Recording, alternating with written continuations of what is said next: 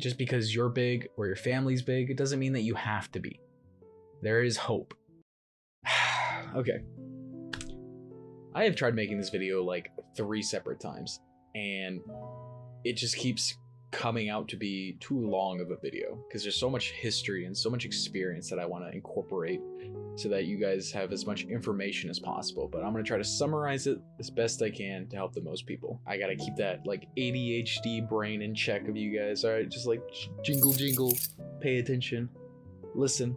All right, stay focused. You know, I used to feel trapped in my own body and I hated the way I looked, and I never thought that I could be that skinny person. Everybody in my family was large, and it made me feel like I was destined to be that way.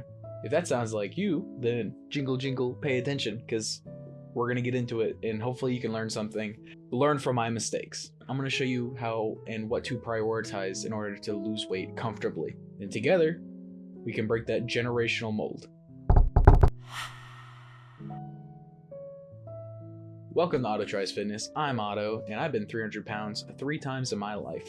Let me share with you how I maintained 210 pounds and how I'm changing my family's lives for the better. First, a bit of history. I've been big for as long as I can remember. I mean, I was born at nearly 10 pounds and about 2 feet long, so it was just kind of seemed like it was in the cards for me to be big. There was a chunk of time between 3 and 6 years old where I had a healthy body fat percentage, but by the time I was in middle school, I was already showing signs of excess body fat. So much so that my dad noticed and he wanted to put me on a diet.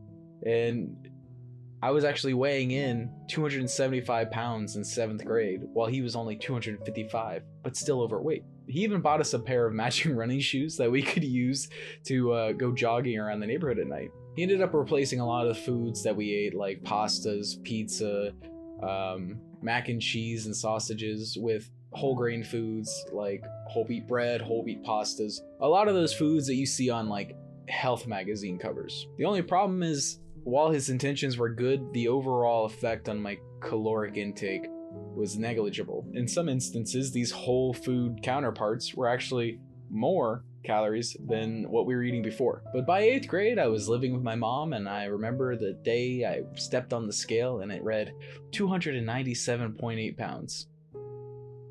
A year later, after the diet. That was pretty scary to me. I actually remember doing jumping jacks in the bathroom because I was afraid of that number. This was easily my worst body composition, seeing as the last 2 times I got near 300 pounds, I had a lot more muscle mass than this instance. But this actually isn't even where I lose the majority of my weight. Fast forward to high school, and I moved across the country, and I was back living with my dad. I played 3 sports in high school, so I was a fairly active individual compared to my middle school days. In 11th grade, my best friend Cam told me about the keto diet. He had a knack for getting me to try things, so he got me to do it with him. This was long before the keto diet was the craze it is today. And since I was going into wrestling season, that paired with the keto diet actually showed some pretty decent results. I went from about 265 pounds down to 224 pounds in a season of wrestling. This success would lead me astray for many years because the keto diet would go on to fail me several times. So looking back, I'd say that the success from this was definitely attributed to how hard wrestlers push themselves and how hard those workouts can be. I mean, there were times where I was losing 10 pounds of sweat in one day just from working out with them. So I got down to 224 pounds there, and looking back, I didn't have very much muscle on my upper body, but I had very large legs. Definitely a huge contrast from my 10th grade wrestling season. I maintained around 230 to 240 pounds throughout the rest of high school and into college. I actually wrote a paper on the keto diet and how carbs were the enemy, and my professor told me that I was a buffoon, and looking back, she was right. Interestingly enough, I wasn't even looking at calories at this point. I was just outworking a bad diet. The maintenance of my weight came from exercise more than anything. After college, I worked at a GNC, and my girlfriend at the time, who was also very active, got injured and was bedridden. So all of the activities that we were doing that caused me to have a caloric maintenance level were now no longer a part of our routine. As we became more sedentary, my weight began to pack back on. After blowing back up to 290 pounds right before COVID lockdowns, she broke up with me. And now having all that time and motivation, luckily I had a bench press from my best friend Cam, and I got back into running and I started a strict keto diet. The new loneliness and the motivation from feeling like I was disposable was all I needed. My routine became sick. Still wasn't counting calories, so I was, again, quite literally out working a bad diet. I worked out 8 hours a day. I would wake up, drink coffee, bench press for hours, eat 4 chicken breasts, listen to David Goggins. I'd run 4 to 8 miles, hit the stationary bike for an hour, do tire flip after tire flip, do just insane amounts of cardio circuits once the gyms open back up. I dropped from 290 pounds to 265 pounds during this like 5-month period and plateaued for quite a while. And that's where I found the most influential people in my caloric journey. You've probably heard of them, Mr. Coach Greg Doucette and Will Tennyson. So these guys actually stress the importance of a calorie deficit, but also showed you how you can create a calorie deficit without starving. That's all I needed to hear, and I was on board. Around September of 2020, I started snapping pics of my sick freaking French toast that I was making that was low calorie and sending it to Cam. Once I started substituting these low calorie dense foods in my diet, it's like all the pieces kind of fit into place. The weight just started drastically falling off where I used to be plateaued, and I was doing less cardio than I was before. You know, looking back, yeah, it seems really obvious that, you know, you should count your calories. That's how I thought about it. That's how I think about it now. But back then, it's like a fish stuck in an aquarium. It's like you don't know what's out there. All you can see is the reflection in the glass of the aquarium. You know, it's like this is the limiting factor for you, but it's also not as obvious, you know, until you break outside or you're outside the aquarium and you can see in and you see, that's what was holding me back. That's the same thing that comes from, you know, like my family's normal diets. It's not my diet anymore, and that's why I made the progress that I make now. It's because I choose, instead of eating those high calorie dense foods that they grew up with, I'm eating low calorie dense foods. And just like the feeling that I got from seeing that weight just steep below that plateau and being comfortable dieting is just, it's such a great feeling. And if I can help provide that the way that, you know, Will and Greg did that for me, that's a life well lived for me. And that's what I'm trying to do. And that's why I wrote a book. It shows you how to eat more while losing weight. It's everything that I used and I used on my dad to help us break this generational mold. It's simplified. There's no magazine BS. If you want the information, it's out there, but it's also, you know, in these videos.